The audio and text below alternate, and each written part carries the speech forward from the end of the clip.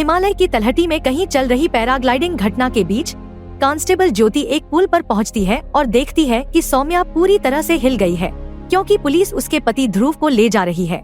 बाद में पुलिस हिरासत में जब ज्योति सौम्या से बयान मांगती है तो सौम्या ध्रुव पर उसकी हत्या का प्रयास करने का आरोप लगाती है, लेकिन ध्रुव उस पर झूठ बोलने का आरोप लगाता है, जिससे सभी भ्रमित हो जाते हैं। 6 महीने पहले की बात करें तो ज्योति अपने पालतू गुपलू के साथ है, जो अपनी मेज के नीचे छिपा हुआ है। मेज के नीचे उसके साथ आकर मनोज उसे पालतू जानवर के लिए घर खोजने के लिए कहता है। अचानक पुलिस स्टेशन के अंदर का फ्यूज उड़ जाता है और स्टेशन की बिजली चली जाती है।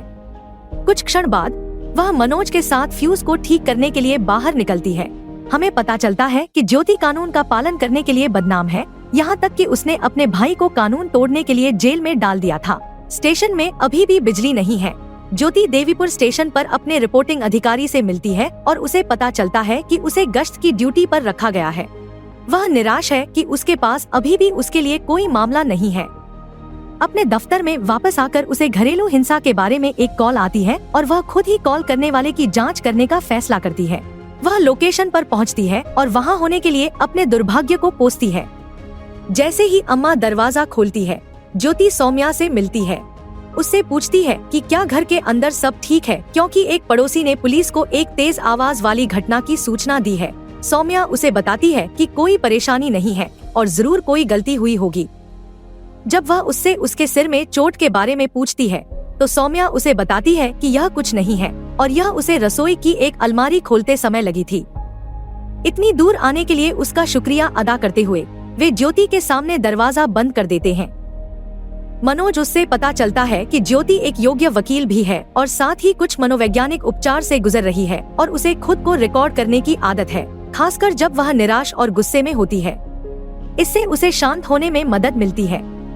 बाद में एक अन्य कॉल के दौरान ज्योति ध्रुव से मिलती है और उसे पता चलता है कि वह शहर से बाहर है और पहाड़ियों में एक एडवेंचर व्यवसाय चला रहा है। उसके बारे में बहुत कम जानकारी है, सिवाय इसके कि वह राजनेताओं से जुड़े एक व्यवसायी का बेटा है। कांस्टेबल उसे बताता है कि कल रात उन्हें जो कॉल आया था वह उसके घर से आया था और उसकी पत्नी पास में ही शास्त्रीय नृत्य सिखाती है। उसका पीछा करते हुए वह एक उपहार की दुकान पर पहुंचती है। तभी उसे पता चलता है कि उसकी एक जुड़वा बहन है जो बिल्कुल उसकी तरह दिखती है। जो वह देख रही है उस पर विश्वास नहीं करते हुए वह उपहार की दुकान से निकल जाती है और खुद को इस स्थिति में आने के लिए कोसती है। इस बीच हम देखते हैं कि सौम्या की जुड़वा बहन शैली सौम्या पर चिल्लाती है और उसे एक और ग्राहक खोने का दोषी ठहराती है। कुछ क्षण बाद एक महिला दुकान के बाहर आती है और ज्योति को अपना पालतू जानवर सौंपती है और कहती है कि वह इसे अंदर भूल गई थी। बाद में रेस्तरां में उससे मिलते हुए महिला ज्योति से मदद की भीख मांगती है और कहती है कि सौम्या को उसकी मदद की जरूरत है, लेकिन वह मदद नहीं मांगेगी।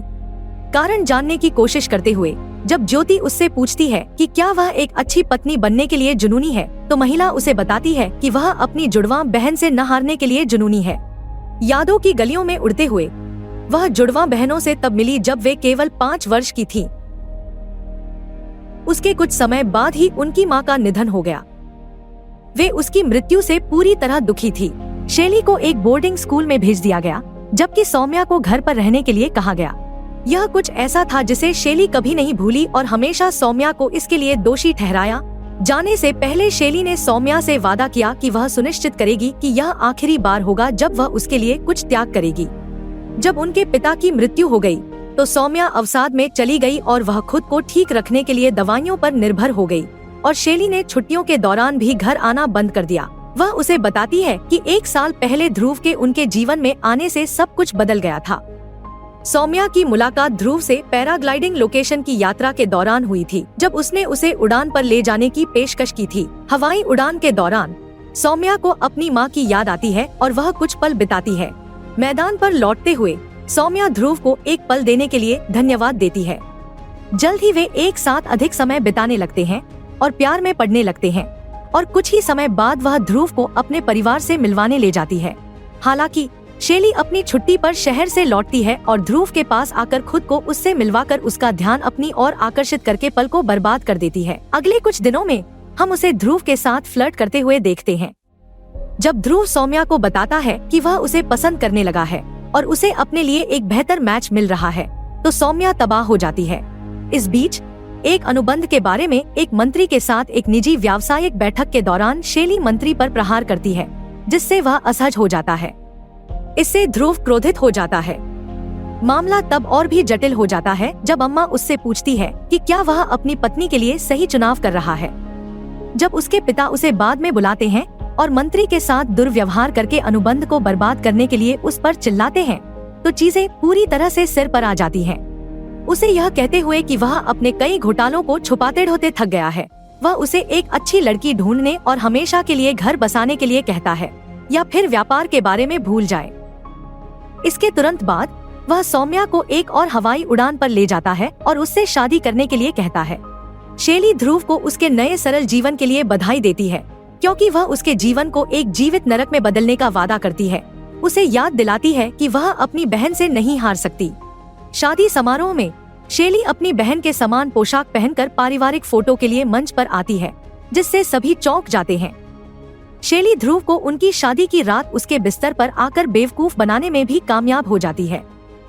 यह पता चलने पर कि शैली क्या कर रही है, सौम्या उससे सवाल करती है, लेकिन उसे बताया जाता है कि वह बस मजे कर रही है। उसने उससे वादा किया कि उसने आज रात ध्रुव को नहीं छुआ है। जैसे ही वह चलती है, वह उससे कहती है कि अगर वह कर सके तो अपने पति को उससे बचा ले। वर्तमान में वापस आते हुए अम्मा ज्योति को बताती है कि ध्रुव को जब से व्यवसाय में परेशानी होने लगी है, उसने सौम्या पर हाथ उठाना शुरू कर दिया है।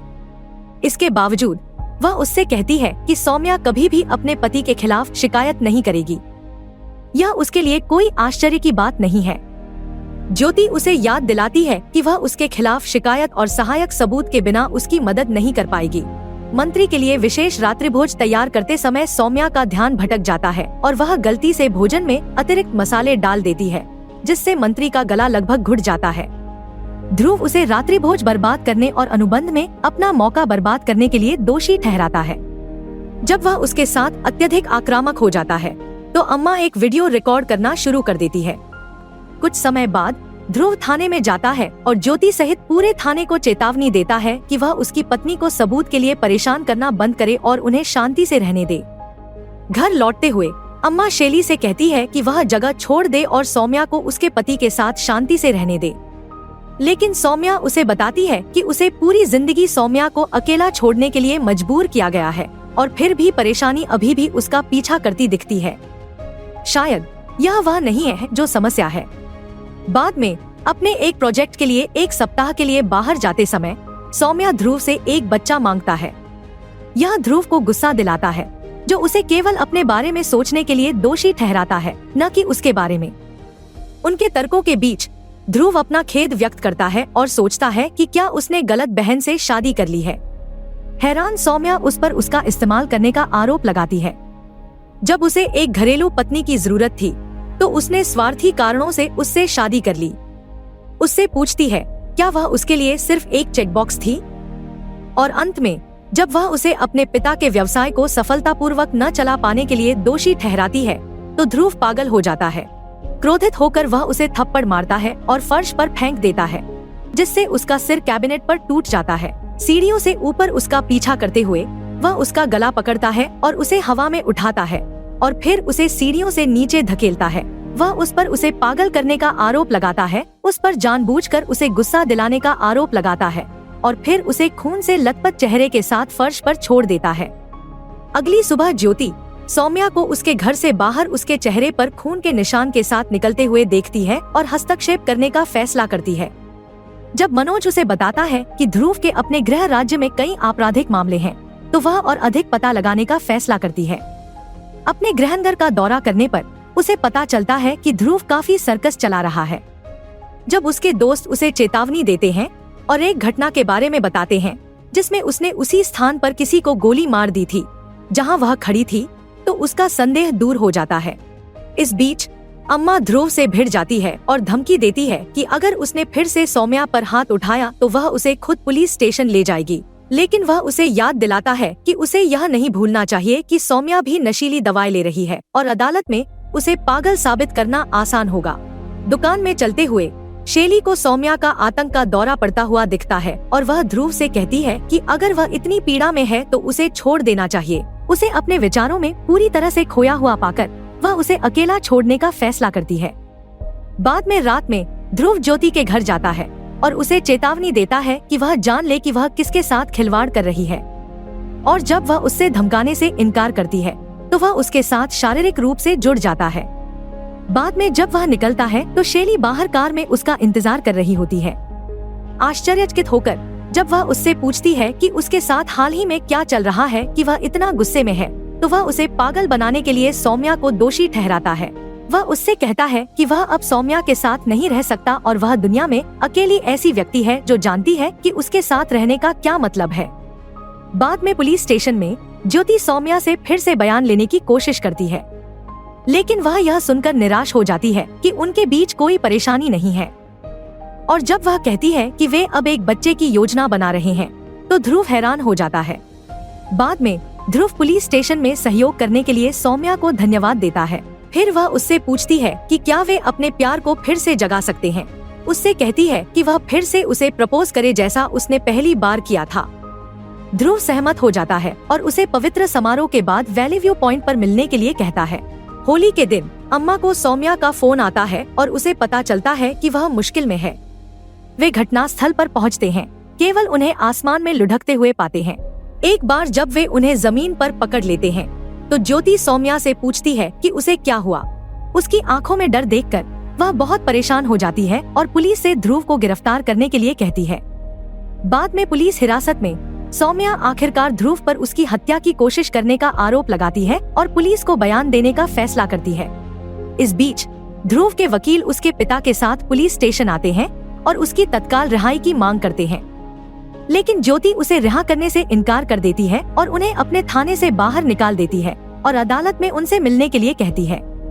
जब वे सभी अदालत में मिलते हैं तो ज्योति सौम्या से अदालत को यह बताने के लिए कहती है कि उस दिन क्या हुआ था। सौम्या उन्हें बताती है कि समारोह के बाद ध्रुव उसे पैराग्लाइडिंग के लिए ले गया था और जब वे वहां थे तो बच्चे को लेकर बहस हुई और उसने सुरक्षा हार्नेस को हटा दिया। जैसे ही ज्योति ने जज के सामने गवाहों को पेश किया, सभी ने ध्रुव पर सौम्या के प्रति हिंसक होने का आरोप लगाते हुए गवाही दी। हालांकि ध्रुव के वकील कुमार ने ज्योति पर छोटे पारिवारिक मामलों को व्यक्तिगत बनाकर बढ़ा चढ़ाकर पेश करने का आरोप लगाया। वह उससे पूछता है कि अगर वास्तव में उस पर हत्या का कोई प्रयास हुआ था तो वह ध्रुव द्वारा सौम्या को पहुंचाई गई कोई जानलेवा चोट दिखाए। फिर वह यह साबित करने के लिए प्रदर्शन दिखाता है कि सौम्या तीव्र अवसाद और आत्महत्या के विचारों से पीड़ित थी। ध्रुव अदालत को बताता है कि उसे शादी से पहले सौम्या की मानसिक स्थिति के बारे में बिल्कुल भी जानकारी नहीं थी और उसने अनभिज्ञता जताई। सौम्या के साथ सहानुभूति रखते हुए वह उससे माफी मांगता है कि वह उसकी देखभाल नहीं कर पाया जैसा उसे करना चाहिए था। जैसे ही अदालत दिन भर के लिए स्थगित होती है, हम देखते हैं कि ज्योति निराश है। अगले दिन ज्योति ने शैली को गवाह के कटघरे में बुलाया। जब उसने पूछा कि क्या वह ध्रुव के सौम्या के साथ हिंसक व्यवहार के बारे में जानती थी, तो शैली ने अदालत को बताया कि उसे नहीं पता था और उसे इसकी परवाह नहीं थी, क्योंकि यह दोनों के बीच का निजी मामला था। हैरान होकर ज्योति ने उससे पूछा क्या उसके और ध्रुव के बीच संबंध नहीं थे, जिस पर शैली ने स्वीकार किया, लेकिन बताया कि यह उनकी शादी से पहले की बात है। ज्योति ने बताया कि शैली कभी भी ध्रुव को सौम्या के हाथों खोकर खुश नहीं थी। उसने ध्रुव और सौम्या के बीच तनाव का इस्तेमाल करके ध्रुव और सौम्या के बीच के तनाव का फायदा उठाकर अपनी बहन से बदला लेने का आरोप लगाया। ध्रुव की ओर मुड़ते हुए ज्योति ने उसे बताया कि घटना के दिन से पहले के दिनों में शैली से उसकी बातचीत के फोन रिकॉर्ड उनके पास है। ध्रुव ने स्वीकार किया कि वह शैली से बात कर रहा था क्योंकि वह समझती थी कि वह किस दौर से गुजर रहा है और उसके साथ सहानुभूति रखती है। फिर ज्योति ने उससे पूछा कि उस दिन क्या हुआ था। उसने अदालत को बताया कि उस दिन सौम्या ने अजीब व्यवहार किया था। उसने उड़ान के बीच में अपना हार्नेस हटा दिया और मदद के लिए चिल्लाने लगी। जब ज्योति शैली के इस तरह के अजीब व्यवहार का कारण पूछती है तो ध्रुव सोचता है कि वह ईर्ष्यालु है और उसे अपनी बहन के साथ वापस आते देखकर असुरक्षित महसूस कर रही है। आगे दबाव डालते हुए ज्योति ने उससे पूछा कि क्या उसने सही सुना है कि शैली ने हवा में अपना हार्नेस हटा दिया, जिससे उसकी जान खतरे में पड़ गई, केवल उसे उसकी हत्या के प्रयास में फंसाने के लिए। ध्रुव ने इसे स्वीकार किया और इसे पागलपन कहा, उस पर पागल होने का आरोप लगाया। ज्योति उसे याद दिलाती है कि पहले उसने ही कोर्ट में कहा था कि सौम्या को ऊंचाइयों से डर लगता है और उसे पैराग्लाइडिंग के बारे में कुछ नहीं पता। वह उससे पूछती है कि फिर वह उड़ान के बीच में ये सब कैसे कर सकती है। यह सुनकर वह अवाक रह जाता है। जब वह चश्मदीदों की एक पंक्ति से गुजरती है जो सभी ने जो कुछ देखा उसे साझा करते हैं, ध्रुव को कृत्य के बीच में देखकर ज्योति उसके गुस्से के मुद्दों पर प्रकाश डालती है और उसे गुस्से में सौम्या की हत्या करने की कोशिश करने का दोषी ठहराती है, क्योंकि वह उससे ऊब गया था और उसके साथ बच्चा नहीं चाहता था। फिर वह अदालत का ध्यान उसके गृह राज्य में हिंसक क्रोध के कुछ लंबित मामलों की ओर दिलाती है। सौम्या इस तथ्य की ओर इशारा करती है कि यह पहली बार नहीं होगा जब ध्रुव ने गुस्से में गैरजिम्मेदाराना काम किया हो। जैसे ही जज फैसला पढ़ता है, हमें पता चलता है कि ध्रुव को घरेलू हिंसा और हत्या के प्रयास के लिए दोषी ठहराया गया और 13 साल की जेल की सजा सुनाई गई, जिससे सौम्या और कोर्ट में मौजूद सभी लोग खुश हो गए। हालांकि दूर जाते हुए ज्योति को शैली में कुछ अजीब लगता है।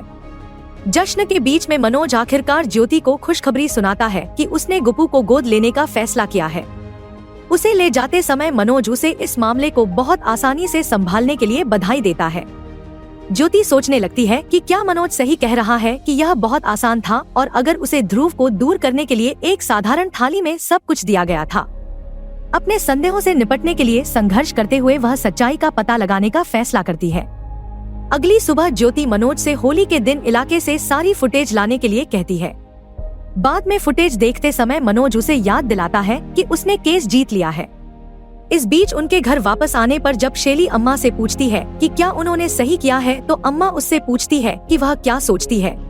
शैली हमें बताती है कि जिस दिन उसने अपनी बहन को दुकान के अंदर घबराहट के दौरे के बीच देखा था, उसी दिन वह भड़क गई थी। वह अपनी बहन को अब और इतने दर्द में नहीं देख सकती थी और उसने ध्रुव से छुटकारा पाने में उसकी मदद करने का फैसला किया। अब वापस पुलिस स्टेशन में ज्योति घटना के दिन शहर के बीचों बीच ध्रुव की कार की फुटेज देखती है। उत्सुकतावश वह ध्रुव के पास जाती है और उससे पूछती है कि होली के दिन उसकी कार घाटी के नजारे से इतनी दूर क्यों थी। वह उसे बताता है कि वह सौम्या का इनहेलर लेने वहां गया था। यह महसूस करते हुए कि वह कुछ जानती है, ज्योति को पता चलता है कि घटना के दिन दोनों बहनें साथ में काम कर रही थी।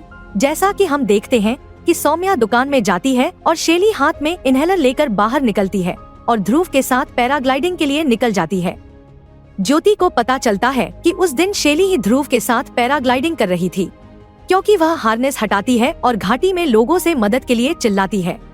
ज्योति को अकेले मुस्कुराते हुए देखकर ध्रुव उसे अपनी हंसी बंद करने के लिए कहता है और कैसे उसे हमेशा से पता था कि वह पागल है। हालांकि वह उसे अदालत में उसकी जरूरत के अलावा सब कुछ साझा करने के लिए बेवकूफ कहती है और खुद को घटनास्थल से अलग कर लेती है। बाद में वह शैली से मिलने जाती है और उसे याद दिलाती है कि वह सच जानती है और जल्द ही केस को फिर से खोलने जा रही है। शैली ज्योति के पीछे पीछे जाती है, उसे रोकती है और उसे बताती है कि उसने अपनी बहन की मदद करने के लिए जो किया। उससे पूछती है कि क्या वह उसकी जगह होती तो ऐसा नहीं करती। ज्योति के जाने के बाद शैली को उम्मीद है कि वह सही काम करेगी। ज्योति के अनुरोध के आगे बढ़ने से पहले शैली दोषी होने की दलील देती है और जज उसे गवाही देने के लिए कहता है। हालांकि वह अपनी मां की मौत के लिए दोषी होने की दलील देती है। जब वह अपनी कहानी सुनाती है तो हमें पता चलता है कि उसके पिता भी एक हिंसक व्यक्ति थे, जिन्होंने अपनी पत्नी को दंडित किया और उसके साथ दुर्व्यवहार किया। वह खुद को दोषी कहती है और अपनी मां के लिए आवाज न उठाने के लिए सभी को जिम्मेदार ठहराती है जब उसे उनकी सबसे ज्यादा जरूरत थी। स्टैंड छोड़ने से पहले वह सभी को याद दिलाती है कि बहुत कम महिलाएं बोलने की हिम्मत करती हैं। सभी से विनती करती है कि जो लोग बोलने और स्टैंड लेने की हिम्मत करते हैं उन्हें न रोकें। अंत में जैसे ही फिल्म खत्म होती है, ज्योति खड़ी हो जाती है और केस को फिर से खोलने के अपने अनुरोध को वापस ले लेती है और कोर्ट से माफी मांगती है। अगर आपको यह वीडियो पसंद आया है तो चैनल को सब्सक्राइब करना न भूलें और ऐसे और वीडियो के लिए नोटिफिकेशन पर क्लिक करें। देखने के लिए धन्यवाद।